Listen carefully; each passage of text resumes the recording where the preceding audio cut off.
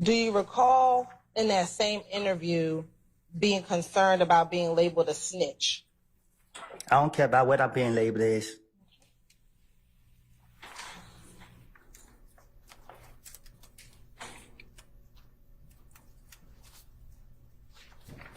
Let me ask you this. During this time when your home was when you were being shot at with your daughter and your then girlfriend, how many other family members' homes have been shot at that year?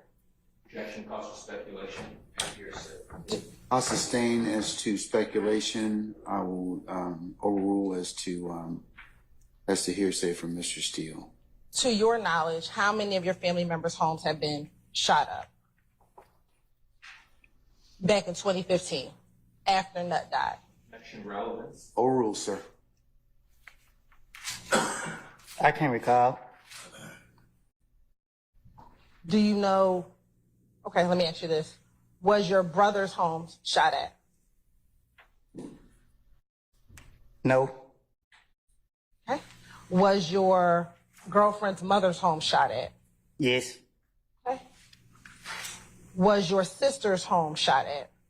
Yes.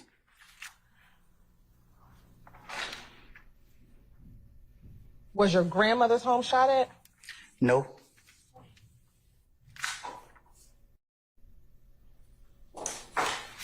Did you think you were being retaliated against? Huh?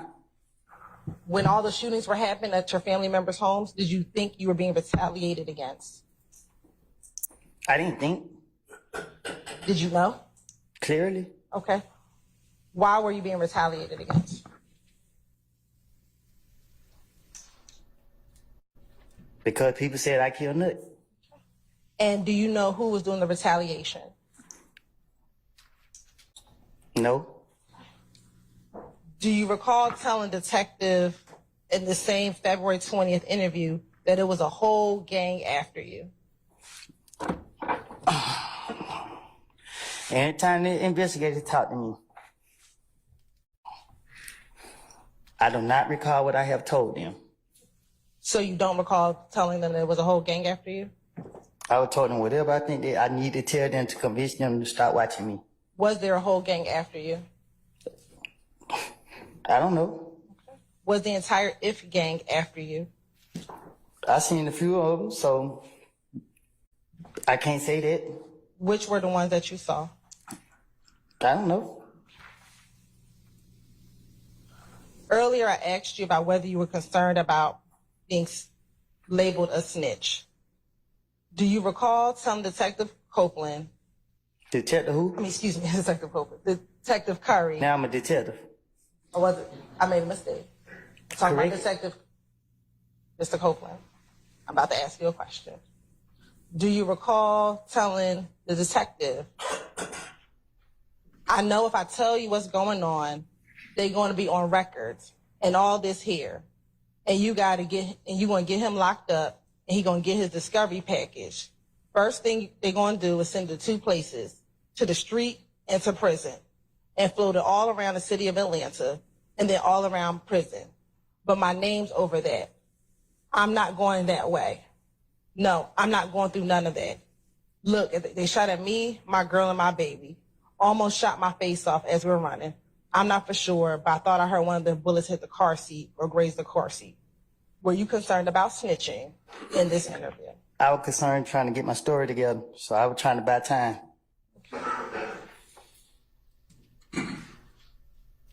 Did you also tell in that same interview, I just know the trouble I'm putting myself in. Just know I don't want to have nothing. I don't want to have nothing, man. I can't go to no job. I can't do none of this shit. I know the street not going to be here forever. All things going on right now, just waiting on you niggas to catch up and kill me. Again, not wanting to snitch on who did this to you, your child, and your baby. My only motive was, anytime the police questioned me, was try to figure out how could I get myself out of it. Anytime they asked me any questions, I was trying to, if I couldn't come up with no answer right then and there, I was trying to buy time to think of something to say. When you met with Mr. Curry, weren't you going there as a victim of an aggravated assault? When you went to go meet with the detective that's in that picture, Okay. weren't you going to talk with him about being a victim of a crime? No, I was shooting back. So I thought they were going to try to lock me up for shooting back. But during the course of that interview, were you made aware that they weren't planning on arresting you because you were protecting yourself? When they said they would take me downtown, I put my hand behind my back and told him, "You gonna lock me up? Come on, get it out the way now." And did they ever lock you up? Cause he wanted the gun. So he gave me 24 hours to give him the gun. When he let me go, I didn't come back with the gun. So they sent the SWAT team to my house to get me. But when you went the first day, did they ever put handcuffs on you? Cause they wanted the gun. Did they ever put handcuffs on you? He hadn't answered the question. Overruled. Did they ever put handcuffs on you? One of the officers pulled him out and he told him we don't need that. Okay, so they never put handcuffs on you? Overruled, sir. Did they ever put handcuffs on you? I don't think so. Okay. And when you left the interview, did you leave that interview without any handcuffs on you? Yeah, I left. I went back to the streets. So again, when you went in this interview, you were not in trouble. I was. Basis. Overruled, sir. Were you arrested at all on February 20th when you went to go speak to the police about being shot at?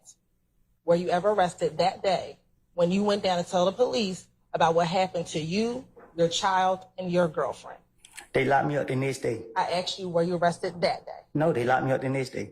Were you arrested that day? Objection, Honor. Argument it was the masked answer. Overruled, sir. Were you arrested that day? No.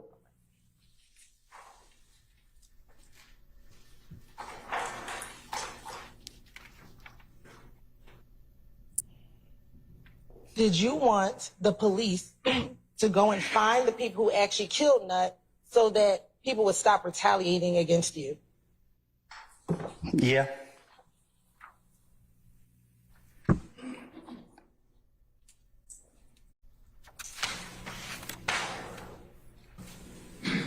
Do you recall being asked by the detective, you knew one of them. I know you knew one of them. Your face tells the story. Now, out of all the ones, I mean, you might know the other ones, but I know you know one of them because the face tells the story. Because the face tells the story of somebody being close that you trusted.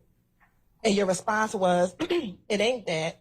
The truth is, I wouldn't say that person because I'm not 100% sure, but I know only one person.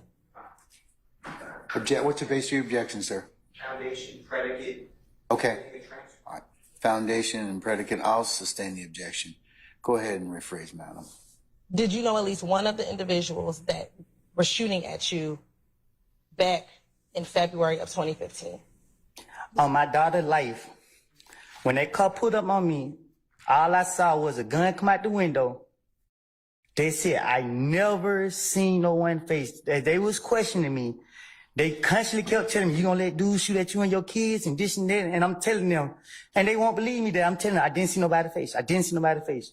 And then after a while, I got tired of them asking me, so I don't recall if I just went ahead and said, yeah, I seen Tay, or I don't know how it came out, but in my heart, and still to this day in my heart, I do not believe Tay had anything to do with me getting shot at. Okay. Do you recall telling your girlfriend when it was just the two of you, I did when he jumped out the car? I know exactly who I saw. I don't, at that point, it was so much pressure on me. Yeah, I'm a daughter crying, trying to take her to the hospital. Somebody pull up on me soon. I'm trying to figure out what made me have the gun to go to the hospital. It's all type of stuff going through my mind. I don't know. Too much going on. Yeah, I can't, because she keep asking me these questions and... Mr. Copeland, just take a breath, okay? We do need to take down your testimony, so you do need to speak a little slower, all right? Okay? All right. All right.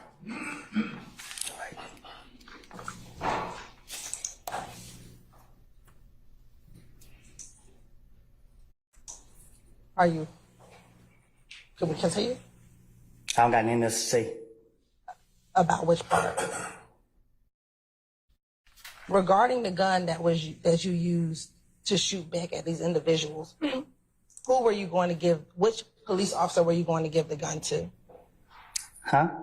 Which police officer were you going to give the gun to? Neither. Okay. Who did you tell them you were going to give the gun to? Whichever one they were asking for it.